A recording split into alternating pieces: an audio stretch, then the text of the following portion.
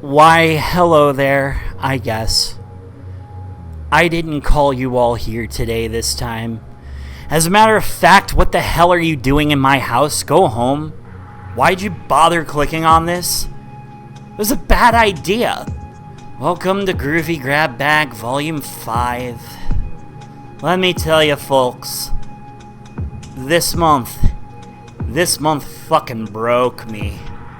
Go ahead and click away, I don't mind. I'm sure you have dozens of better things to do with your time than watch a stupid guy with long blonde hair and an obnoxious voice scream loudly into a microphone about some of the worst albums ever recorded in human history. But I see some of you sick fucks there. You're still watching, and that's because you want to watch me suffer. Okay, so for those of you that are not familiar with the format of this show, this is Groovy Grab Bag, where I take anywhere between 25 and 32 albums, and I rank them based off of my enjoyment of those albums. Most of my videos end up showing these albums leaning more to the good side of my rating system, which ranges from F to S. And I mean, who can blame people? They want to recommend stuff to me that I'm likely going to enjoy, at least on some level. But I'm tired of looking like the guy who's easily pleased. Oh no. I had to just torture myself for 30 straight days by picking some of the worst albums that I have ever heard in my life. Some of the most infamous, awful pieces of shit that you could imagine. Some of these ended up being exactly what I expected them to be. Others I ended up surprisingly enjoying more than I thought I would. Every month I review all of the big blockbuster releases, and I also choose one artist to cover the entire discography of. This month's artist is Carolyn Polachek, which is going to include the 3 albums she did under her first band Chairlift, the 2 albums that she released under a pseudonym, as well as the 2 main albums that she released under her own name. Strap in, folks, we're in for a rough one. Let's get started, shall we? Number 31, Shock by Savage. You know, at the time that I wrote this script, this was the worst album I've ever heard, but that's been supplanted by something that's going to be in next month's episode. But this is pretty fucking bottom of the barrel. And let me make this clear, about 99.9999998% of you have not heard of this guy. And if you have heard of this guy, it's because you watched my video about him when I did my series of albums from 2001. But for the uninitiated, Savage is supposed to be a hair metal band. Supposed to be being the key word, which is actually the solo/bedroom project of one Scott Savage. I want to preface this, and I'm going to explain why a little bit later, but this is not meant to be an attack on Savage as a person. I may not be a fan of his music, but there's a reason why I'm saying this in particular. So I discovered Savage a number of years ago. I used to be one of the big contributors on that infamous TV Tropes page, So Bad It's Horrible, which attempts to catalog some of the absolute worst media that's ever existed. The whole idea is that this stuff, if it has a fan base, it's extremely limited, and even most people that admit to liking it will say that there's flaws within it. I wanted to find something to introduce to this page,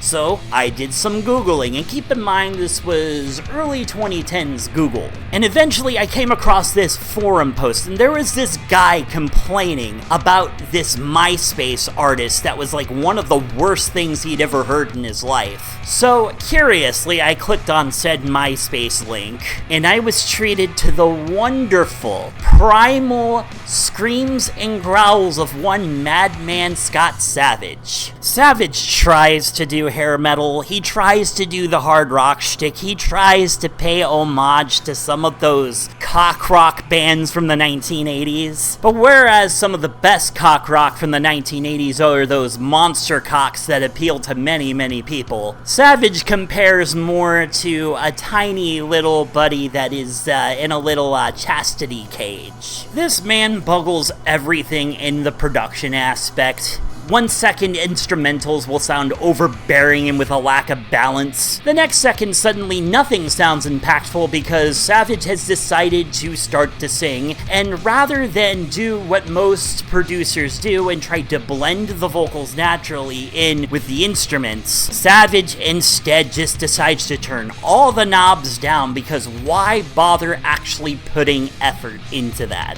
Stylistically, Savage is nothing unique. He is exactly what you expect from all the cliched hair metal tropes that he decides to explore, but unfortunately he lacks any of the fun and bombastity that most of those hair metal bands had going for them. But the production and the instrumentals are the least of our worries with this album, because once Savage starts to sing, everything that was being held together by that tiny little thread just comes unraveled. Wait, did I say singing? Oh, no. That's more like early Neanderthal grunting than anything. And yes, I know I stole those words from another reviewer, but it's like the perfect way to describe how bad this is. From any lack of skill to form a coherent melody, to a vocal tone that makes you want to take the headphones off the second it starts, Savage has no idea what to do with his own voice. And I wish that was the end of it, but unfortunately what's even worse than his vocals are his lyrics. Earlier, I compared Scott Savage to Neanderthal grunting, but I actually think I owe an apology to Neanderthals now, because I'm pretty sure Neanderthals knew how to fuck. I say that because some of these lyrics make Scott Savage sound like he got his sex education at the age of 12 from watching bad 1980s and 1990s pornos. There's that infamous song by him called Whatever You Want, Yeah, with just a Y-A. I tend to use this song as a way to introduce people to Mr. Savage, those that are insane enough to actually bother to sit down and give him the light of day. In this song, Savage tries to serenade a woman that has captured his eye. Here are some of the lyrical lowlights from this song. You should get naked. You would look good naked. Yes, he rhymed naked with naked. And let me tell you, commands like that don't work on most people unless you've already established some sort of dynamic that shows that they're into that. I want to taste you, lick you. What are you, Savage? Are you a human or a Lovecraftian monster that wants to eat this woman? It's about giving you more than you can take, like a rich piece of cake. Savage, you were in your 30s when you wrote that line. This makes you sound like you're fucking 12 trying to write your first ever love note to a girl you've a crush on. Oh, no. We've saved the best line for last, though. I want to put my steamy goo deep, deep inside of you. Steamy goo. Steamy goo. Steamy goo. Steamy goo! Hold on, good sir and or madam, I need a quick trip to the lavatory because I'm pretty sure I'm about to vomit. Another track that was really notable off of here was A Friend Like You, which features lyrics that appear to be complaining about some sort of friend that had taken advantage of him. But rather than feel for Savage in his plight, all you do is just feel like he's a madman that's trying to track this person down and kill them. And all throughout the track, he has these high-pitched Lightning McQueen-esque reverb-drenched wachows! What the fuck? My favorite part of the track is like right in the middle. He has this fucking cowbell that's played for like a solid 30 seconds and it's way too high up in the mix, and the best way to describe it is like the world's loneliest cowbell. And what's really annoying is after looking over a lot of these albums, several of them appear to have very similar tracks on them, and it appears that that might be because Scott Savage was trying to dump as much music as he possibly can because he was taking advantage of the then in 2008 release of Guns N' Roses' Chinese Democracy by naming one of his albums Chinese Democracy. So forgive me if I just refuse to review any more Scott Savage albums because all of them just have the same goddamn song, with each one maybe having like 2 or 3 unique tracks tops. We met at a 7-Eleven and it was heaven. God, why? What is in this man's head? I am so perplexed. Scott, please clarify, is this satire or is this dead fucking serious? Now, I need to explain that this is in no way to dig into Scott Savage as a person because it appears he's running for office this year as a councilman in the city of Las Vegas, Nevada, in order to ensure that public tax dollars are properly spent. And he's running as a Democrat, which means he is on my side of the political aisle-ish. Please don't use this as an attempt to attack his political campaign, because his political career and his music career should be allowed to be 2 separate entities. Scott, just please, for the love of God, focus more of your time and energy to filling those potholes instead of trying to caterwaul into a microphone, because you just don't have it, fam. F-, the lowest score I have. Number 30, Grave New World by Discharge. The year was 1986. Discharge was one of those hardcore punk bands that had tons of critical acclaim and a small, moderate fan base that wasn't exactly churning a profit for them. So between record label antics and the band starting to experiment around with other styles, they decided to play around with the genre of hair metal, which is a genre that punks probably hate more than disco and progressive rock. Now, usually when an artist attempts a genre that doesn't fit them, there's still things I can compliment them for, and usually these albums end up in the C or D tiers. Heck, some of these albums appear later. Here's the big problem with the Discharge trying to do hair metal. Punk is one of those genres that is very easy to do in a DIY setting, and I'm not saying that hair metal is impossible to pull off in such a setting, but it is a lot harder. It requires a lot more intricate production and musicianship. Now, I know that there's a lot of modern metal bands that have been able to make their production sound grimy and DIY, but this was the 1980s, and such easily available technologies were simply not there at the time. Unlike with punk, in the genre of metal, if you fuck up the instrumentals, they're gonna stick out like a sore thumb. Stylistically speaking, Discharge is trying to sound like the legendary band King Diamond. But unfortunately, they missed the mark.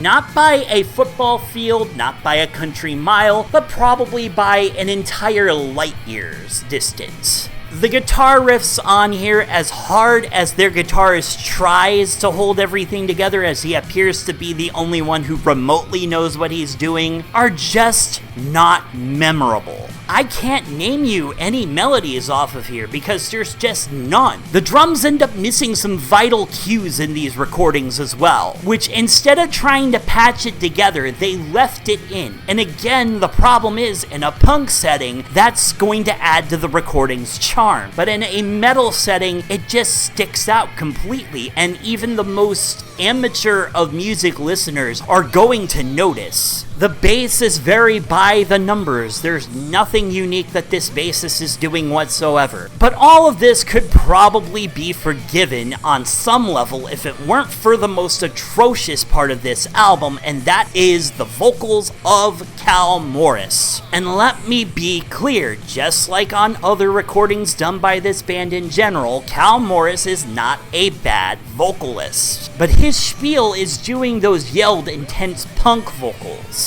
The vocals on this album sound more like he spent 5 minutes listening to Robert Plant and said, yeah, I can do that, and then proceeded to sing the entirety of it in his falsetto. And let me make it clear, I wouldn't be able to emulate the vocal lines of Robert Plant. If I were to try, I would be singing in my falsetto. Hey mom, I'm gonna make you move, and in every night, gonna make you groove. Yeah, it sounds like Mickey Mouse trying to sing Led Zeppelin, doesn't it? And that's because I am a bass baritone. And there are tons of baritones and basses that sing in metal music and they make it work for them. They end up singing in a very particular style or in a particular way. Cal Morris is a baritone. Therefore, he can't sing the lines that Robert Plant generally sings in his full voice. So what you end up with, instead of having these intense rock vocals, it sounds like Tiny Tim trying to do the vocals of Van Halen. Or, more accurately, as my friends pointed out several times, sounds like that clown character from Metalocalypse. Another massive complaint I have about this album is that goddamn production. It's too squeaky clean, and they don't do it well, because while a lot of bands were kind of starting to brickwall their sound at the time, it's clear that Discharge didn't have the proper equipment to make it sound good. Every time a cymbal or a crash is hitting those drums, it sounds like a giant tsunami hitting a tin can. You see so much clipping in here, and it's just so unnecessary. And this album just goes on and on for 45 minutes, and Cal Morris doesn't change a damn thing about his vocal delivery. I started cackling the minute that the album started, and then I started getting annoyed, and then it looped right back around to me laughing my ass off again, because it felt like I was in this alternate universe where this vocal style was normalized. The final track makes a pathetic attempt to sound like a musically complicated piece, it being 15 minutes long and multiple tempo and key changes.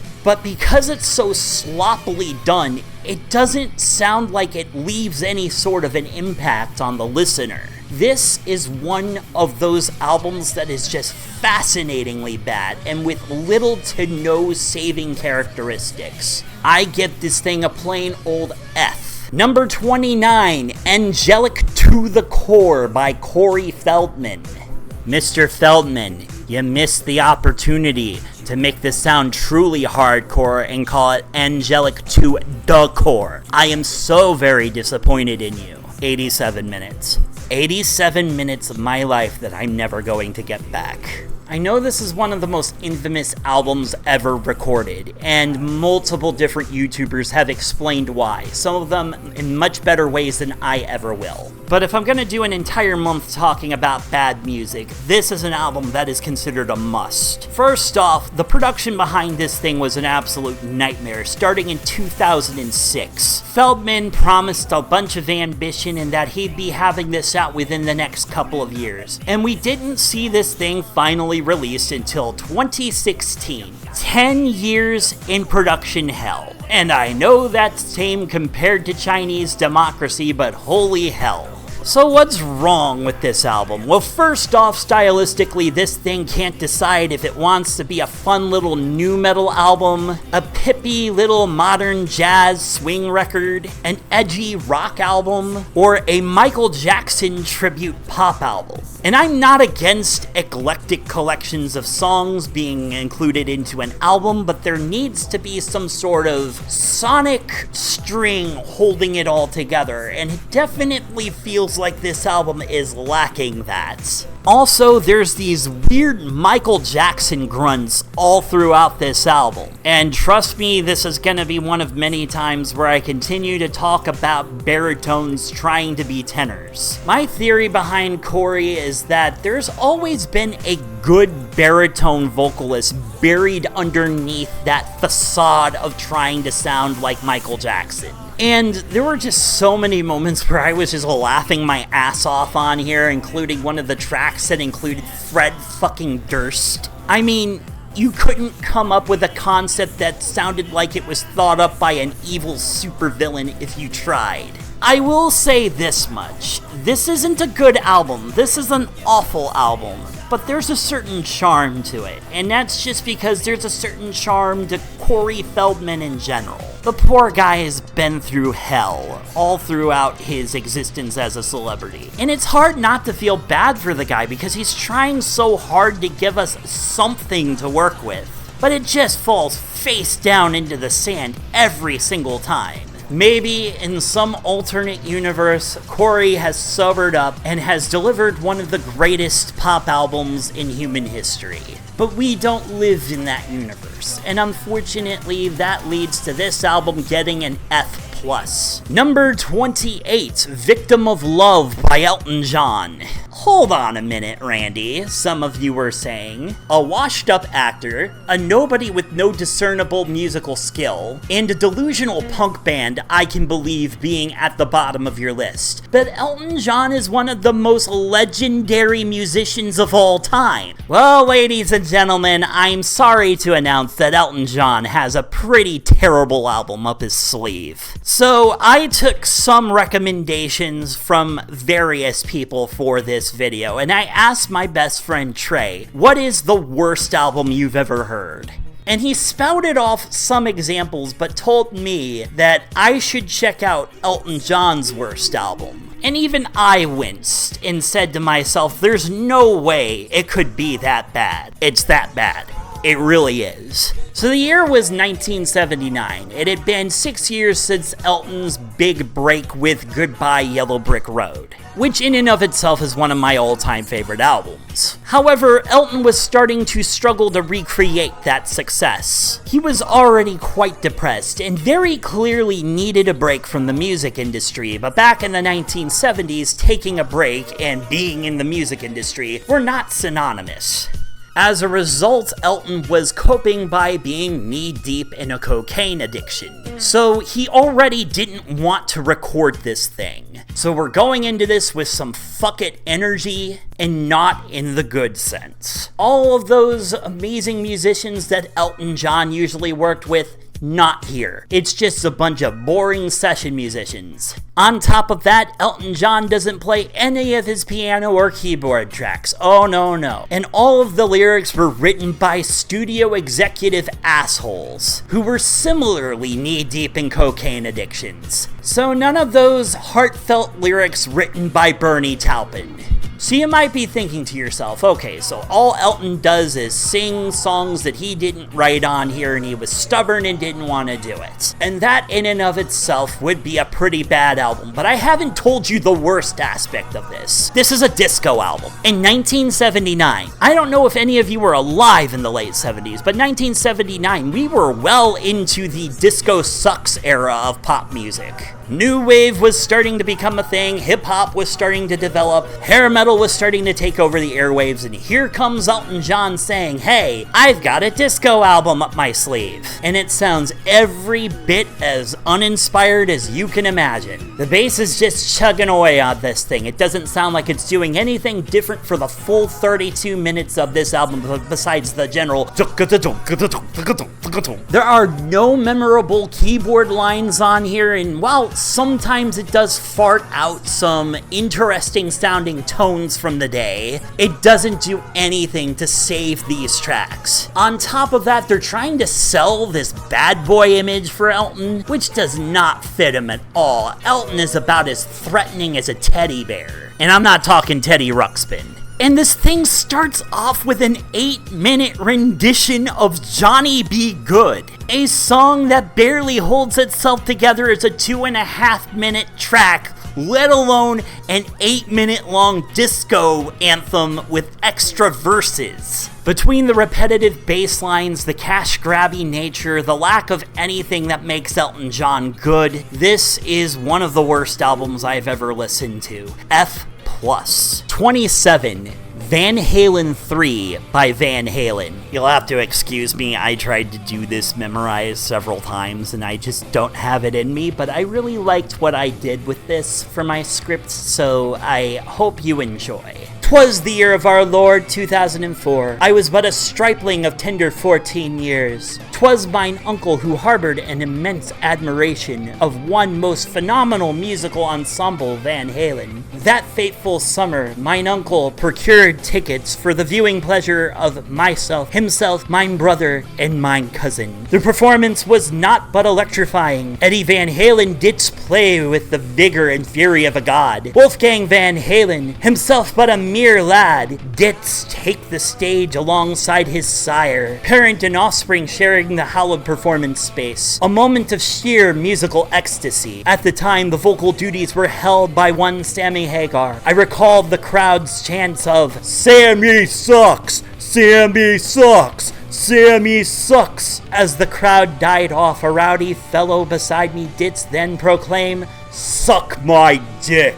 A man, having been struck in the face within the mosh pit, didst attempt to blame the hapless security. 'Twas, indeed, a time most memorable. Van Halen doth hold a place of deep affection within mine heart. So many songs of renown and brilliance, but alas, this particular album doth not contain any such moments of musical splendor. Instead, the band's leader and primary composer, Eddie Van Halen, was stricken with hubris and didst resolve to play every instrument upon this album. Sammy Hagar, an already divisive figure amongst the band's devoted followers, didst depart. In his stead, the band didst enlist Gary Sharon of the band Extreme. Eddie, in a most unwise decision, kept the rest of the band from the studio, insisting upon playing drums and bass himself. The band doth regard this period as the most harrowing in the existence of Van Halen. While the faithful may argue whether Sammy Hagar was a worthy successor to David Lee Roth, at the very least, Hagar didst infuse the group with a sense of joyous energy. Sharon, however, is widely scorned by the band's adherents. Yet, I beseech thee, dear viewer, is this truly the fault of Sharon, or the band for selecting a vocalist so ill-suited to their style? Sharon, an accomplished pop vocalist, doth falter in the realm of metal, unable to deliver the shrill, raw, and untamed tones that the genre doth demand. Not entirely his fault, for he was but fulfilling his duty, and Eddie made not this task an easy one. All the other albums upon this list did elicit some manner of reaction from me, rage, mirth, or even joy for those near the top of the list, but this one, not. A blank stare into the abyss of nothingness. Scarcely a single track did linger in my mind. Eddie Van Halen, though a musician of great prowess, doth appear here merely to prove that he can play all instruments, not to astonish nor delight. Sharon's hollow delivery, the forgettable riffs, and the absence of any catchy pop melodies render this an experience most dull.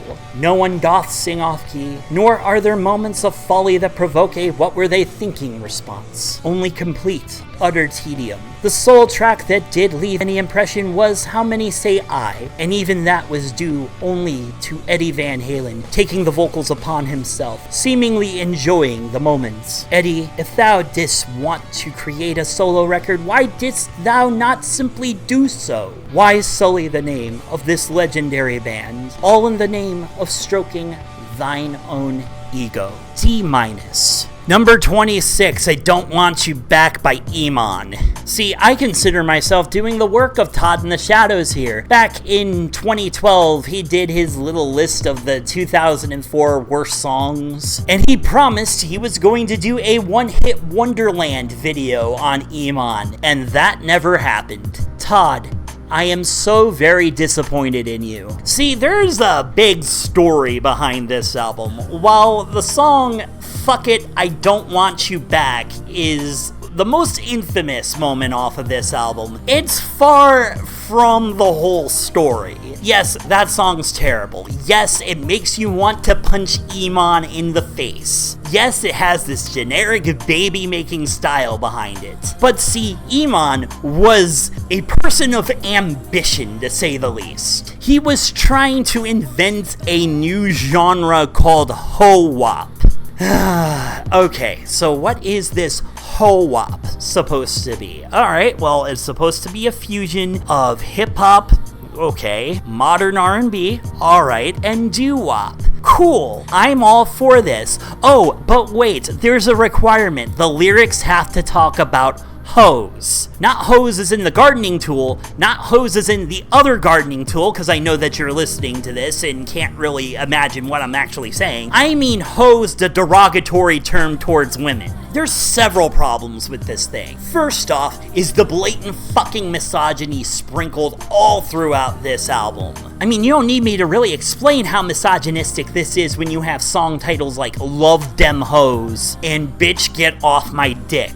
See, I would be offended if it weren't for the fact that this just sounds more pathetic than anything. It just sounds like an incel that was alive in 2004, recorded an R&B album, trying to profess his great grand manifesto. Other issues include with the vocal delivery. Iman doesn't so much sing as he does try to squeeze in his face as much as he possibly can. Just sing in the most nasally tone he can possibly imagine. Have you ever as a kid just done this, you know, where you talk like you're trying to sound silly? Well, it sounds like Iman's doing that all throughout this album, and then like choosing this really shrill vocal tone. And the worst moments on this album are the horny moments. There's this song where he sees like basically this 10 out of 10 woman and he's trying to romance her and he's making these lyrical promises that he's gonna make her wet. And somehow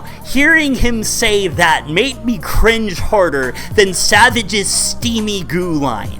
Because I think Savage might have been trying to be funny and failing, whereas Iman's trying to be sexy and failing. Now this thing dodges the F tier mostly because there are moments where I unfortunately started singing along by accident because these tracks are undeniably fucking catchy. But they're catchy more in the sense that the melodies are, not the fucking lyrics. The lyrics make these atrocities to humankind. But what's really strange is that Iman grew as a person. He's kind of disowned a lot of the songs on this album. He still performs Fuck It when he tours because, I mean, it's his biggest hit. How can he not? But he doesn't do it with the same sense of venom that he used to. And even more so is that stylistically, the whole, like, modern doo-wop concept has worked perfectly for him. Especially in a post-Amy Winehouse and post-Adele society where that is something that's really cool to throw back to Motown and those early 1960s vocal works. And then on top of that, Iman's actually a decent singer when he's not doing the nasally potty mouth shtick. It just sucks that this was his first impression into the world. I really wish that we didn't have to see Iman's awkward 23-year-old self proclaim his misogyny to the world. But unfortunately we did. This album sucks. Don't listen to it. D-. Number 25, Wishville by Catherine Wheel. See, I'm not above criticizing my favorite genres, and I understand that just like any other genre, the bands in shoegazing are just as human as the rest of us, just as capable of spitting out crappy albums. And this is one of two albums that I'll be doing by shoegazing bands that are considered to be pretty bad. See, I reviewed one of Catherine Wheel's albums about 6 years ago in Adventures in Vinyl Land. I covered Chrome. And that album is a masterpiece, one of my all-time favorite combinations of hard rock and shoegazing. But unfortunately, the band never felt quite comfortable with that label. They started getting bored with the experimentation with the effects pedals. And as time went on, they dropped the effects pedals pretty extensively. Their 1995 release, Happy Days, leaned into even more of a hard rock direction, and it's considered to be one of their weaker albums. Adam and Eve is considered a step in the right direction, with it still leaning into hard rock, but it being more of a concept album that people remember fondly. But this album was released 3 years after Adam and Eve. And the band were having internal conflicts, and no longer wanted to work with mainstream record labels, instead forming their own label. Between firing the bassist and most of the songwriting and compositional duties falling down onto Rob Dickinson, the vocalist, you can definitely tell that the band was trying to give us something of substance, but it just misses. These are instrumentals that want to sound big and mighty and colorful, but unfortunately they fail to deliver because they lack a lot of the creativity of their prior albums. And I'm not saying the music has to be extremely original in order for me to like it. There's dozens and dozens of derivative albums that I enjoy, but unfortunately there's just a lack of passion behind this, and you can tell that Catherine Wheel were not giving us their best songs. On top of that, the lyrics here, I know that Rob Dickinson's always been a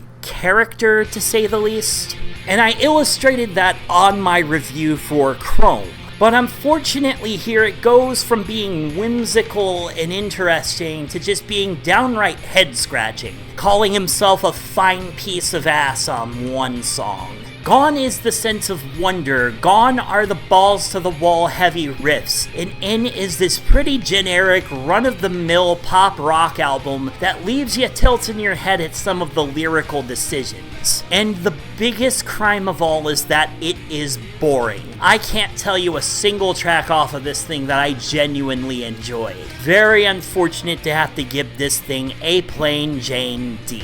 Number 24, Drawing the Target Around the Arrow by CEP, or if you prefer, Carolyn Elizabeth Polachek. This is the weakest out of the Polachek albums, but I say that acknowledging that I'm probably not the intended audience for this thing. This is more like a sonic experiment than it is a collection of structured songs.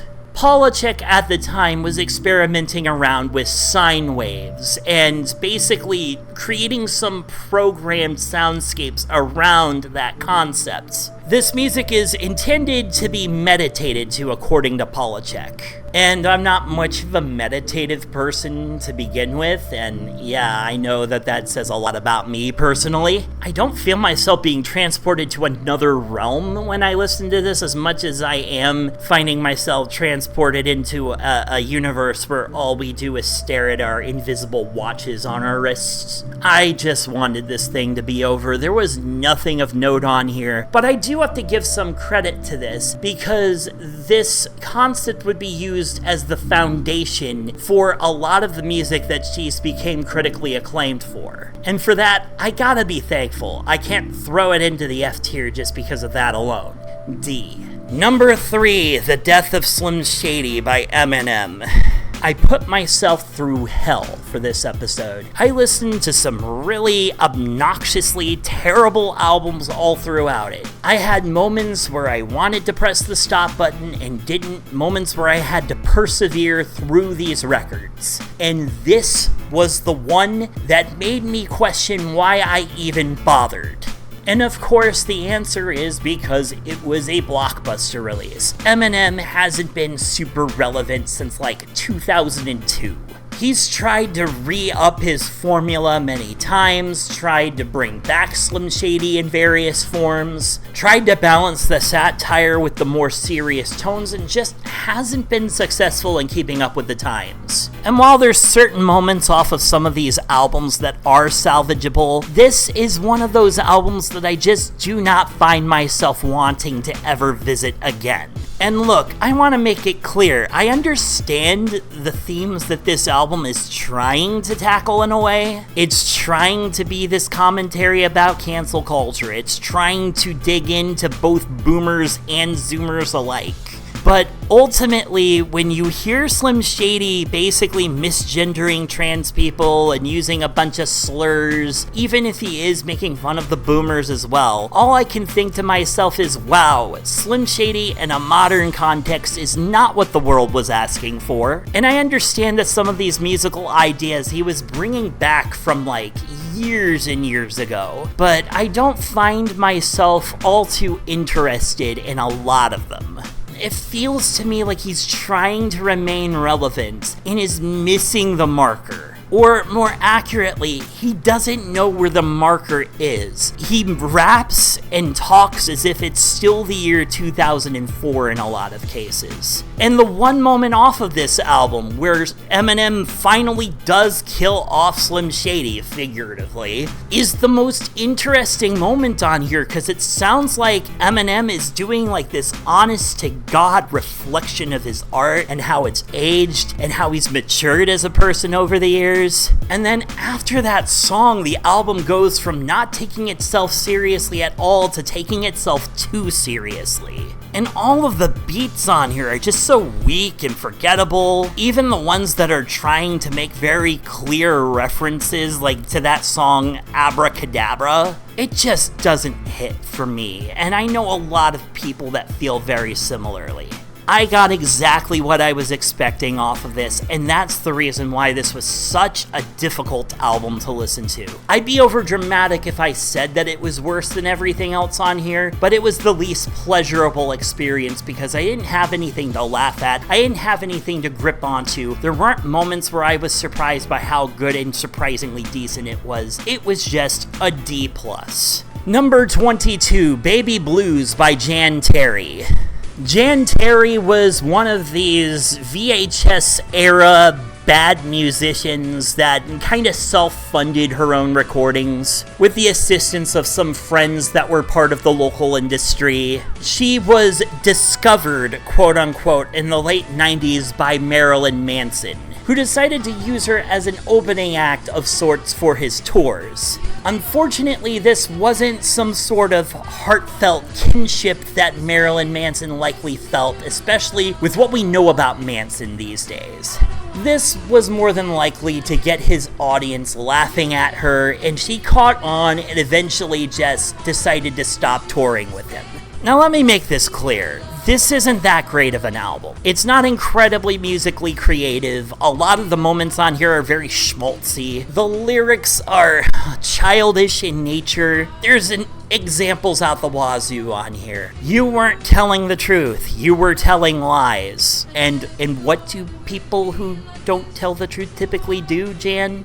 Isn't that implied? It's like we're on a merry-go-round, going around in circles. And what do merry-go-rounds do, Jan? The vocals on here do that same thing that Savage does. I forgot to address this, but in order to get good vocal production, a lot of the times vocalists end up having to record over themselves multiple times. This is called overdubbing. Sometimes this is used to harmonize, sometimes it's just used to make the voice sound stronger. But it takes a certain amount of skill where you have to line up your vocal takes as perfectly as you possibly can. Otherwise, you end up sounding out of tune with yourself, or the timing doesn't end up exact. And while Savage, when he does it, it sounds like an absolute slobbery fucking mess. When Jan Terry does it, you can just kind of hear like the consonants not always lining up.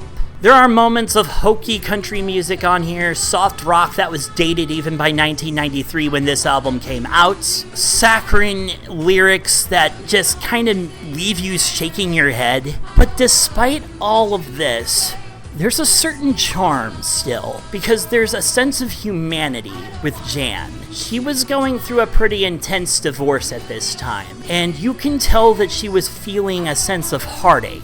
Even if the lyrics are a little saccharine and schmaltzy, they still kind of make you feel sorry for her, not in like a pity way, but in like an empathetic way. You can tell that this is a woman that just wanted to make her music. She never wanted to be famous. She was never trying to get big. She was just trying to do what she wanted to do on the side as a hobby, and unfortunately got some minor spotlight placed on her, and therefore some unfortunate harassment. I'm not gonna praise this album unnecessarily, but I will at the very least say that Jan, I hope you're out there, I hope you're okay, I hope you move past this moment and continue to grow, and that you're flourishing in life right now. D+.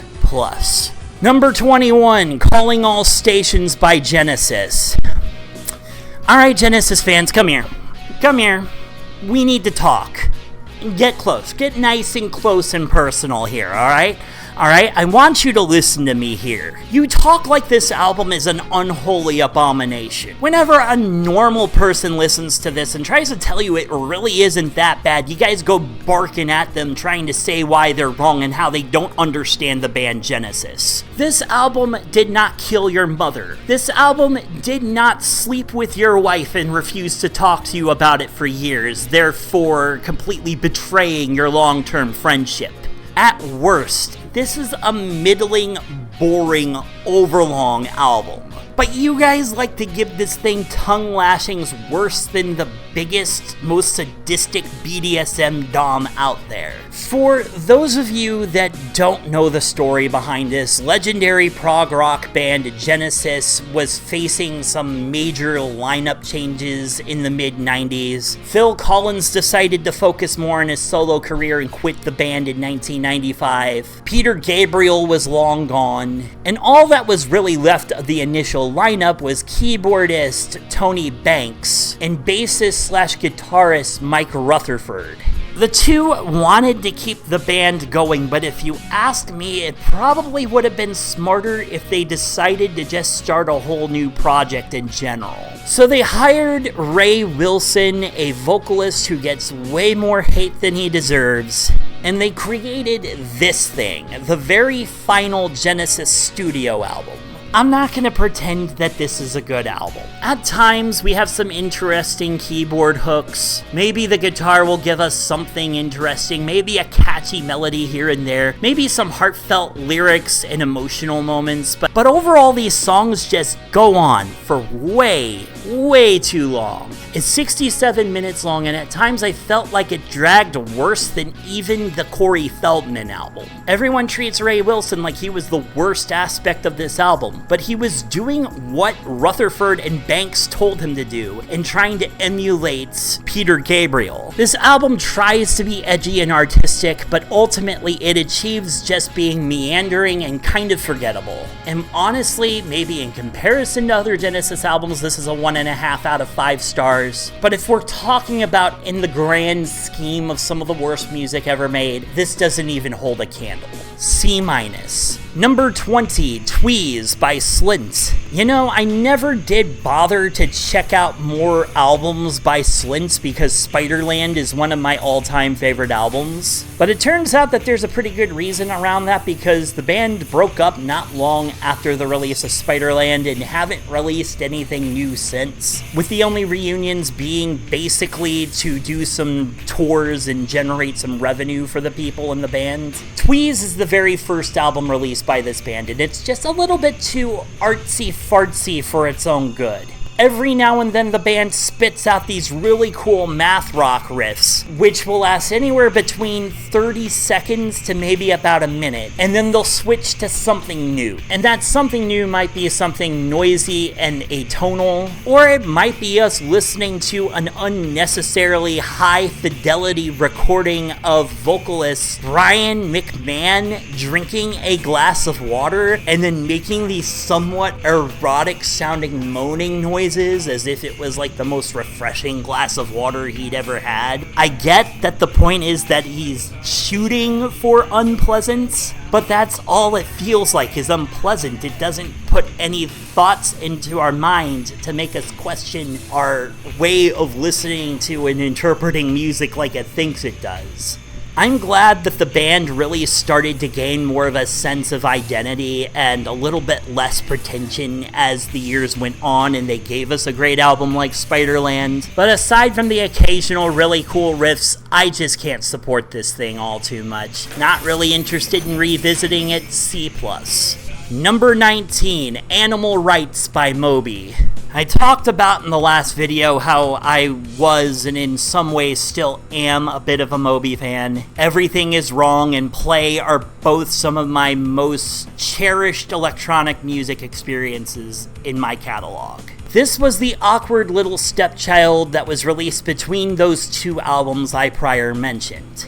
Everything Is Wrong was a critical darling and sold fairly decently for an electronic album of the era. And Moby appears to have swallowed the crazy pill and decided that he wanted to make something super deep and meaningful. So he made an album that was a mixture between his usual electronica shtick along with some punk elements. And Moby, at his very basis, is a punk artist. That's how he got his start. My problem isn't so much that this tries to be a punk album as much as it is Moby decides to do all the vocals himself. If you've ever listened to the best Moby albums, he does very minimal vocal work because it's not so much that he's a bad vocalist, it's that he's a very expressive vocalist, but not in a good way. He does this thing where it sounds like he's weeping and moaning for help, and his voice is really warbly and weak and frail, and that doesn't work for punk music.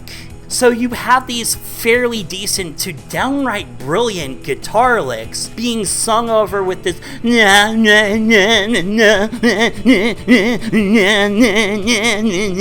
type of vocal delivery. And what's weird is that some people like this because they find it endearing. I don't know, man. I just can't get around it. It just ruins songs that probably would have otherwise been great. And even when he's not singing, some of these tracks don't exactly work because they are some of his ambient works, but Moby has to show at least 2% restraints in order to not come across as incredibly self-important. A couple of the ambient works on this album are just trying to sound so bold and big, and it just doesn't quite hit as hard as Moby wants it to. There are some moments on here that do work though, such as some of those guitar licks. Or Love Song for My Mother, which was a composition he wrote entirely for guitar and violin. And it's just this emotionally sweeping track that makes you want to call your mom and tell you love her. At the end of the day, it feels like this could have been a lot better if Moby had simply let other people sing like he did for the rest of his career. This probably would have turned out to be his best album if he just showed some restraint and didn't try to put himself as the centerpiece. For some people, this might be his masterwork, but for me, this is a mixed bag that I'm going to revisit some of the tracks on here, but for the most part, I'm not going to bother. C+. Number 18, Tarantula by Ride. Ride are one of those shoegazing bands that I haven't commented on too much. I think all I did was praise Nowhere in my Music of the Year 1990 video, but Ride does hold a bit of a special place in my heart as one of my favorite shoegazing bands. Both Nowhere and Going Blank Again are fantastic albums. However, with the release of Carnival of Lights, which leaned more towards Britpop, you could tell that the band was starting to get tired of each other. There was a lack of motivation to write any music of substance. And finally, this album was released in 1996 to scathing critical reviews that I don't think quite fit the bill. Now again, this isn't a good album per se, but it is exaggerated how bad it really is. There are some really great written songs on here, but you could tell that the members of the band just did not want to be in the same room as each other. They were doing this out of contractual obligation, and they had some good ideas in the oven, they just didn't bother cooking them to fulfillment. The chord progressions, the lyrics, the melodies, this album has the makings of what could be a decent listening experience, but unfortunately it just ends up falling flat due to that lack of passion and motivation. C+. Number 17, For Those Who Have Hearts by A Day to Remember. Hi there, Charlie. I know you recommended this thing to me. I know I have, for the most part, really loved the things that you've recommended to me. Law Dispute is now one of my favorite bands. But when you said that this was your own personal favorite band, I did not want to listen to any of these albums because I'm just not a scene kid. By the time the Hot Topic crowd was taken off, I was already in my late teens and starting to get into indie rock. So I missed the train for any of this to be nostalgic for me. This just sounds like a run-of-the-mill pop-punk album to me. I do like the clean vocals, and the melodic guitar occasionally does things that catch my ear, but for the most part there's nothing else that I really have to say about this. However, just like with Trench with 21 Pilots, I can't find myself hating this thing too much. This album is about overcoming bullies, or overcoming obstacles in general in life. And that's a concept that anybody can get behind, really. I wish I had more to say, but at the end of the day, this is just a C+ for me. Number 16, Does This Inspire You by Chairlift. First and foremost, Chairlift. That's one of the worst band names I have ever heard. But let's move past this. This is the very first album that featured Carolyn Polachek as a vocalist, so how does it fare? Well, honestly, artsy-fartsy albums aside, this is the weakest effort I've heard with Carolyn singing. Now, let me make this clear, this isn't a terrible listen, but it was pretty disappointing, as the second track, Planet Health, is one of the best that Carolyn Polachek has ever written. It just features these really cool lyrical ideas and this really great vocal performance from her.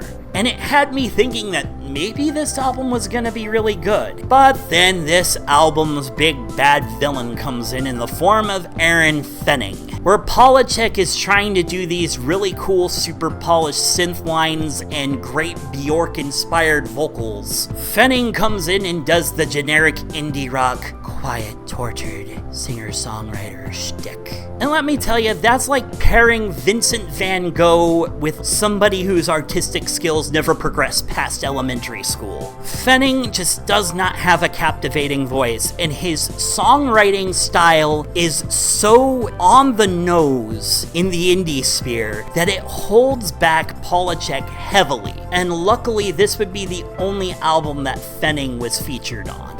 This is probably the last album I'd tell anyone to listen to if they were interested in doing a deep dive into Carolyn Polachek.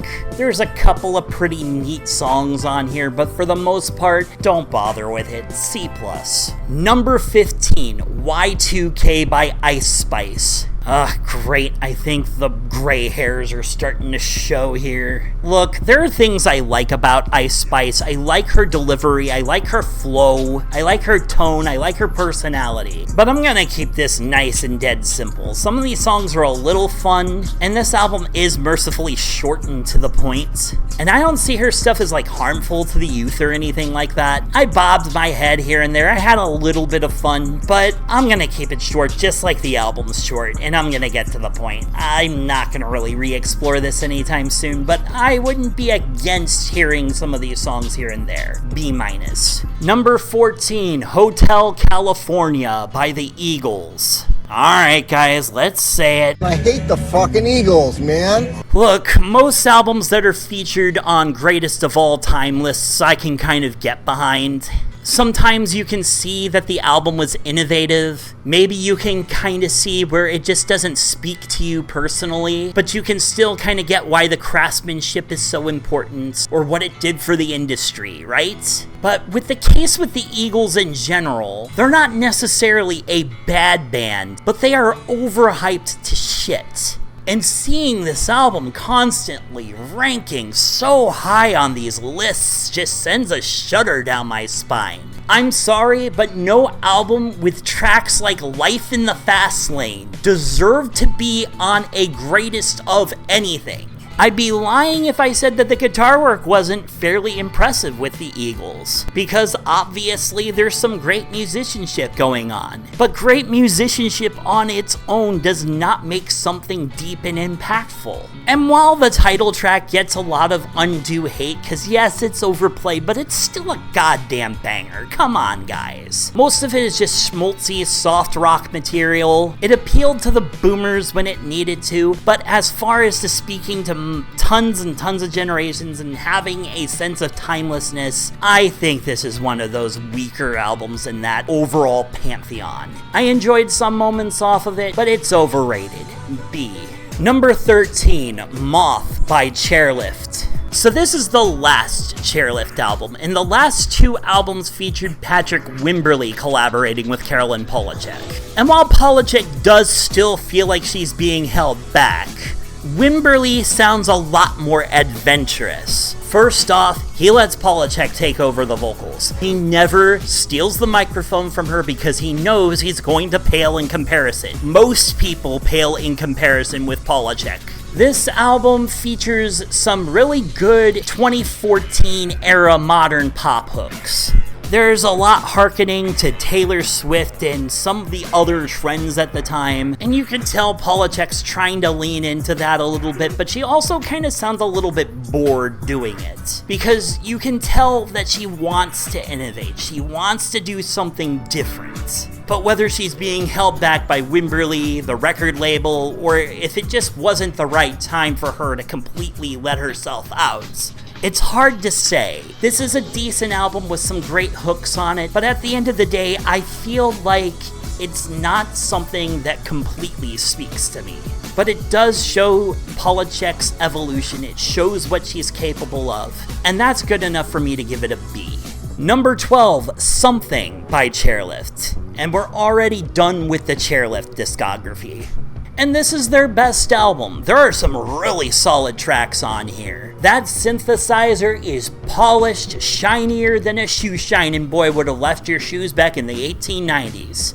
Polachek's little glimmering touches show us what we're in for in the coming years from her production style. She also, for the first time, lets us see the full capabilities of her vocal range, wailing way up there into the soprano range. Unlike Moth, this sounds much more like an 80s synth pop album, and that's not a diss at it, that's actually quite the compliment, because it allowed Polachek to start experimenting around the way she wanted to, the way that Aaron Fenning was holding her back with the previous album. However, the fact that she's being held back by other collaborators at all is kind of part of the problem. It wouldn't be until Polachek was allowed to take complete artistic control over her projects that she would really start to flourish. So at the end of the day, the best grade I can give this is a B.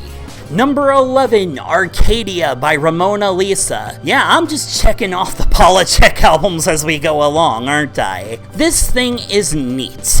It's a neat album. It was recorded in a very interesting sort of way, and that Polachek used her laptop microphone for the most part. She used very commonly available programming software and synth software. This was recorded in her own little comfy apartment in Venice, Italy, and it was all so that way she could kind of prove that she could do it, that you don't really need high-end recording equipment to give us something great. And you can't really tell that this thing was recorded with low-end technology. It's weird because I saw this old Anthony Fantano review of like a couple of the tracks off of here, and he said how detached everything felt because of how low budget it was. And I have to ask, did we listen to the same songs, Anthony? Or did maybe Polachek like polish these up and make them sound better in the album release? Dominic remains one of Polachek's best songs, with these really deeply effective vocals and memorable melodies and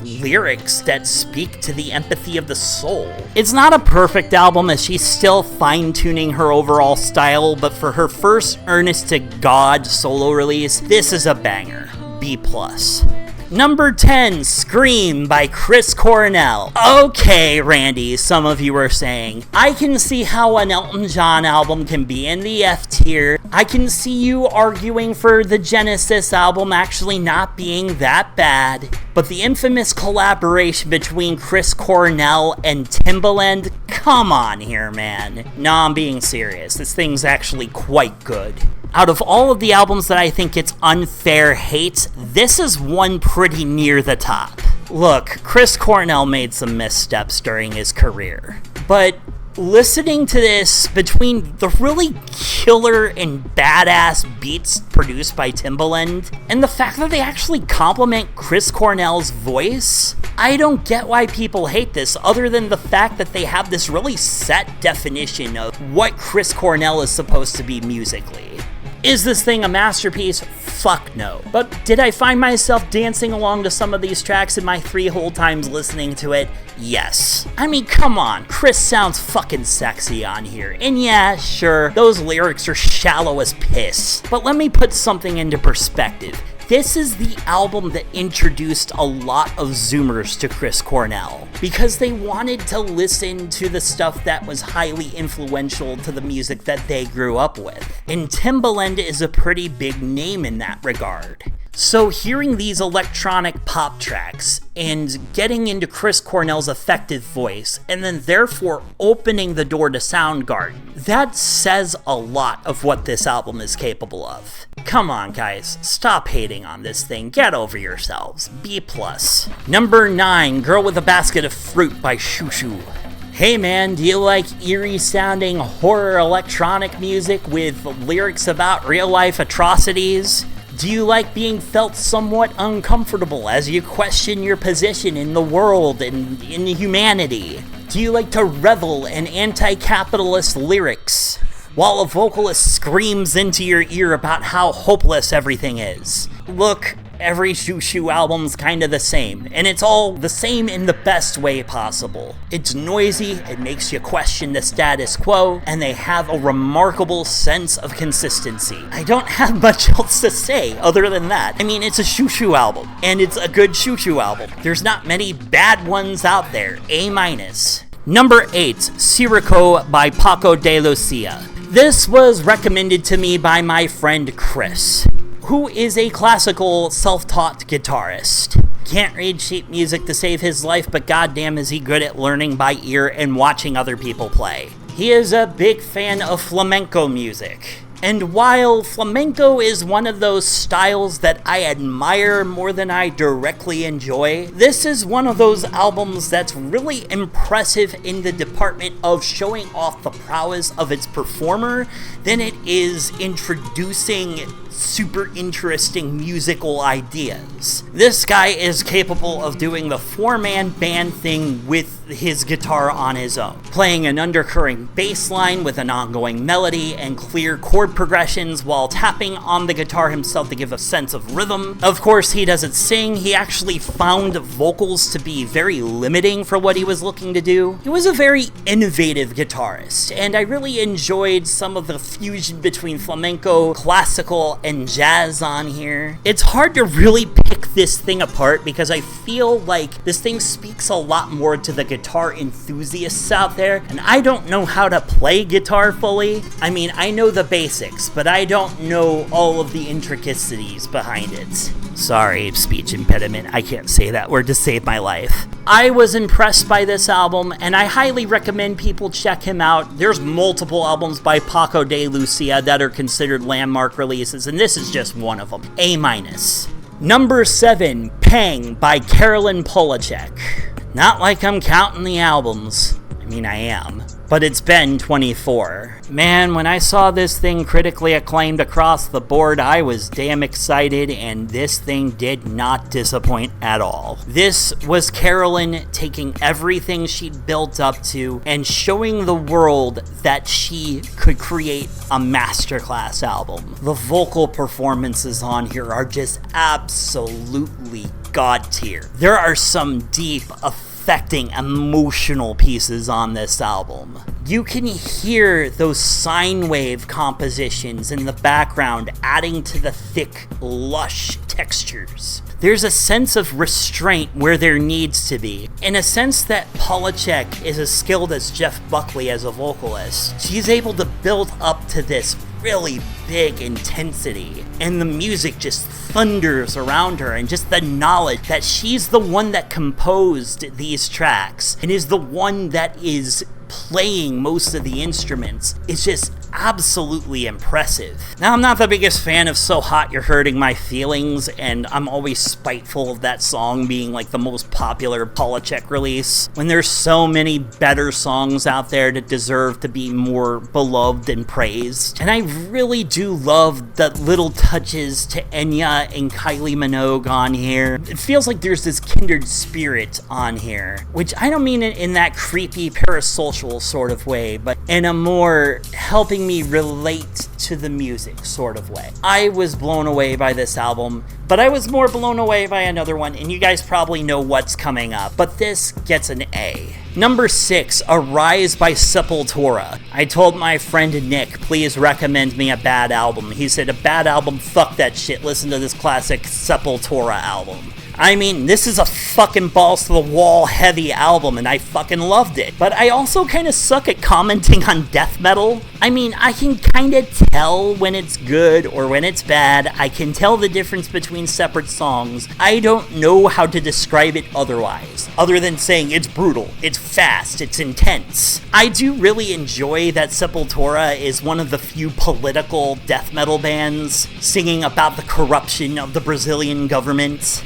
I do like the consistency that this band's able to deliver as well, with multiple critically acclaimed albums. I have listened to a lot of Sepultura's music, either through other friends or just through casual death metal binges, and Sepultura is always a joy to listen to. Excellent musicianship, just brutal as balls, definitely worth listening to. Check this thing out. A.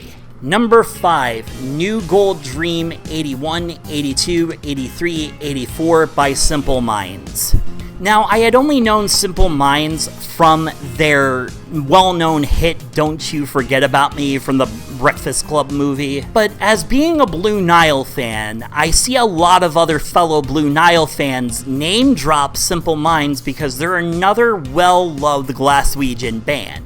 And this is considered the best Simple Minds album, and after listening to it, I can easily see why. Sonically, they aren't super similar to the Blue Nile, but they do share that dreamy atmosphere. This is borderline dream pop, with the reverb-drenched keyboards taking control of the music, and the bass, drums, and guitar having to play around that element. This album is a bit ahead of its time in that regard, as most dream pop was still very guitar-driven. But that being said, this isn't fully a dream pop album. The vocals are sunken into the mix quite a bit, sure, but this feels a lot more like a post-punk and maybe even a new wave or a pop album. And there's this really lovely intensity to these songs, this brooding sense of just dread that goes on throughout, mixed in with this hopeful sense of beauty to help lift you out of that. I really love the bass and guitar parts on here as they're playing around the synthesizer, making do with what everyone is capable of. Very ahead of its time, pretty impressive, worth checking out. A. Number 4, All Hell by Los Campesinos. Los Campesinos is one of those indie rock bands that I always forget are actually really fucking good. Romance is Boring, one of the all-time banger classic indie rock albums of the 2000s, and you can't change my mind on that. So when I saw this pop up in my Blockbuster releases, I kind of groaned a little bit, because again, I forgot how great these guys were. I haven't listened to Los Campesinos in over a decade. And seeing as it's been several years since their previous release, it's hard to really blame people for forgetting they exist. But I can tell you that these guys are still just as great as they were over 10 years ago. This is one of the best albums I've listened to from 2024. This is a concept album about 2 or possibly more individuals that are on the run. Almost in a Springsteen-esque sort of thing, but instead of being on the run from the law or from toxic family, it feels like they're on the run from themselves. These are individuals with really severe mental health issues brought on by society. There are many anti-fascist lyrics on here, just completely sick and tired of the status quo and the suffering, tired of all the bootlicking, of all the right-wing bullshit going on that seems to be permeating every crevice of mainstream culture. But on top of that, there's some killer rhythms and melodies on here, really memorable songs. I found myself just completely blown away and surprised that these guys still have it in them, and they find ways to still be relevant to even Zoomer listeners. One other thing I want to discuss is how some of the lyrics are still talking about this problem that the vocalist has always seemed to struggle with, and that is that he always feels like he can rescue or save the women that he dates. And there's this level of self-awareness in the lyrics every single time. And where a lot of other people would sing about this in ways where it gets repetitive, it feels like he's aware that it's a problem and that he's never going to be able to save these troubled individuals, that he needs to seek that salvation from within himself. But he finds himself back in these patterns over and over again, just like a lot of people do. It feels like we never find ourselves out of those patterns, that we end up having to learn to cope with those patterns rather than necessarily trying to change them. Not saying that it's impossible to change those patterns, it's just very, very hard to change them altogether because it takes time and years and maturity. From the relatable themes to the great melodies, I can't help but love this thing, and I have a feeling I'm going to have a high placement for this on my year-end 2024 list, A+. Number 3, The Arcandroid by Janelle Monáe. I should have saved this for a future month because this does not fit in Bad Music Month. But I needed some respite albums. I couldn't just listen to bad shit all month. And when I found out that this is an R&B album that takes place in the same fictional universe as Metropolis, I ate it up.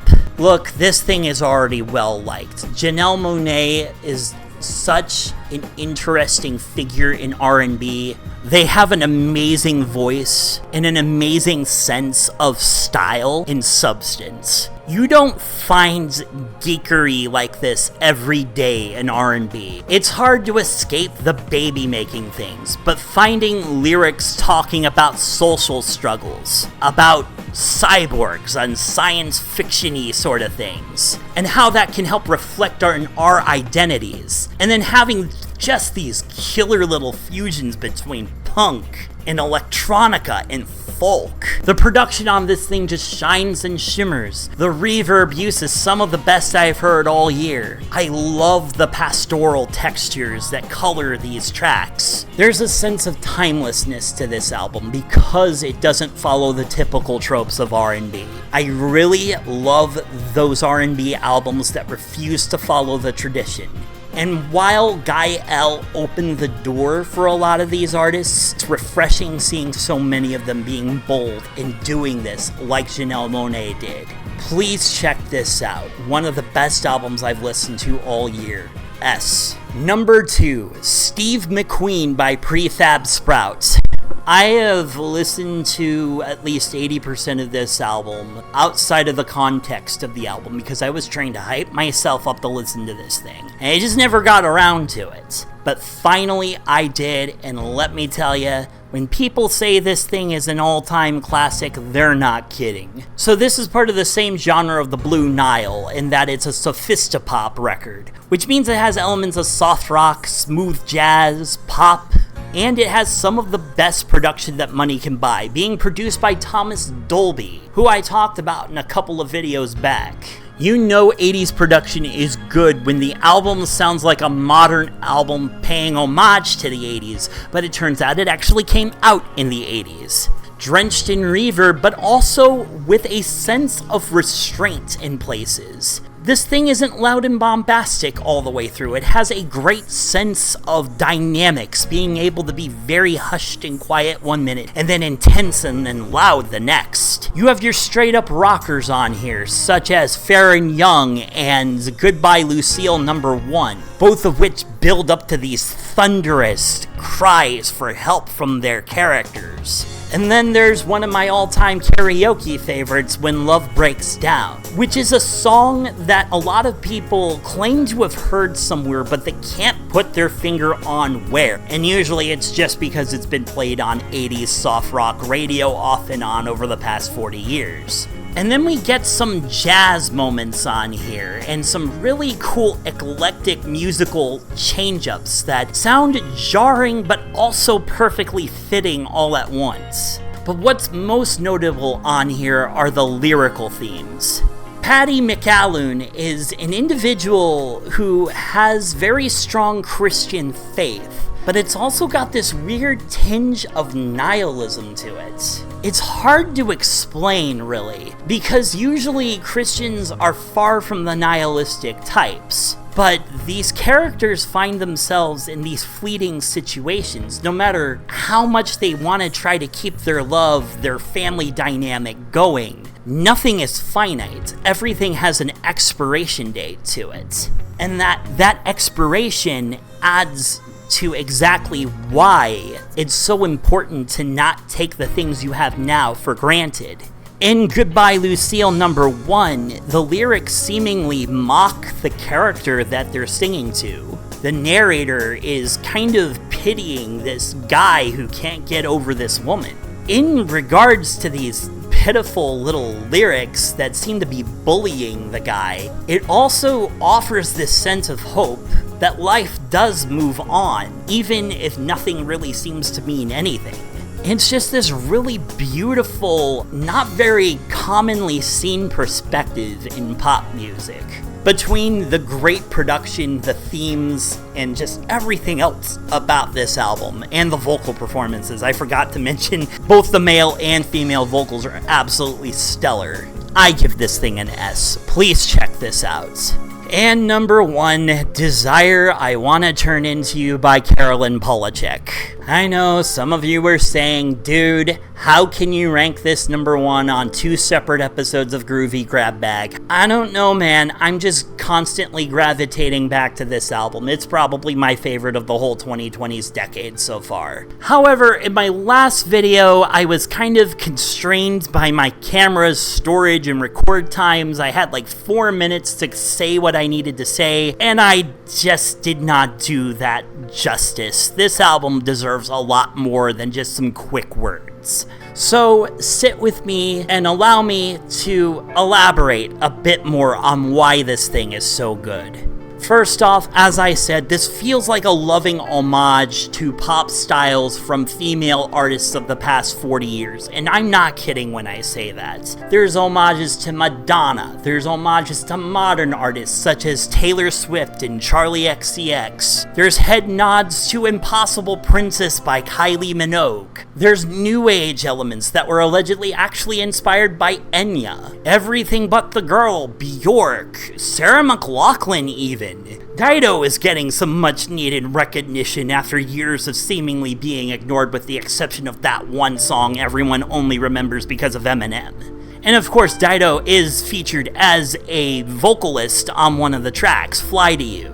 Songs like Bunny is a Writer talk about dissociation, not being able to stay connected with the world.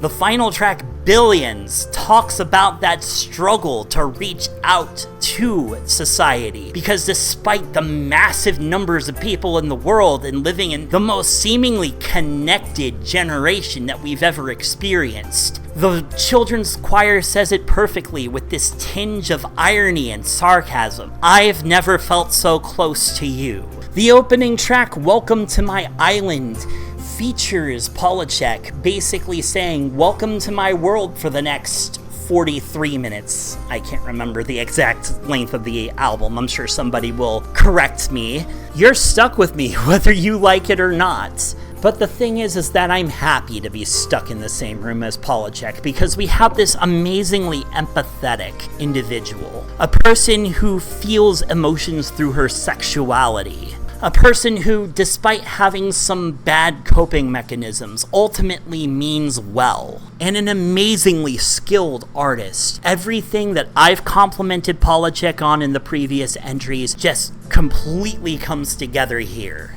Of course, there's tracks that I mentioned in the previous review. She had a very deep relationship with hyperpop artist Sophie, and she had a really tough time coping during the pandemic, and a lot of those lyrics are reflected here. I would say that if there is a single album that reflects the state of the world during the pandemic, this is it. It reaches out. It wants to become the very emotion it's looking to feel. Desire, I want to turn into you. She means it literally, and figuratively, of course, but the literal interpretation, I think, is deeper. I want to feel so much that I hurt. I want to feel so much that I cry, that I feel human. That's part of being alive. And that's part of why I love this album so very much. Probably going to be contending with a lot of different albums up in the S tier. So yeah, S.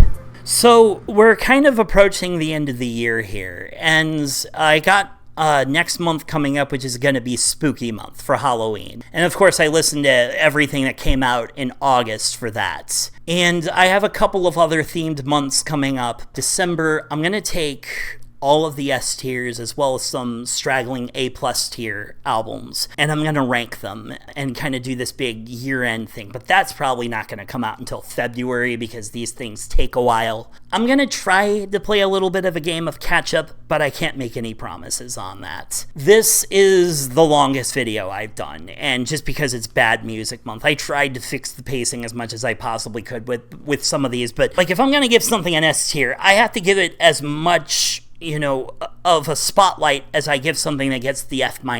So I feel like I have to do some of those reviews justice. I want to thank you guys for sitting around on this one, and I will try to make sure that some of the upcoming episodes run a lot more smoothly. Thank you so much for watching. Take care of yourselves, love each other, and I will see you next time.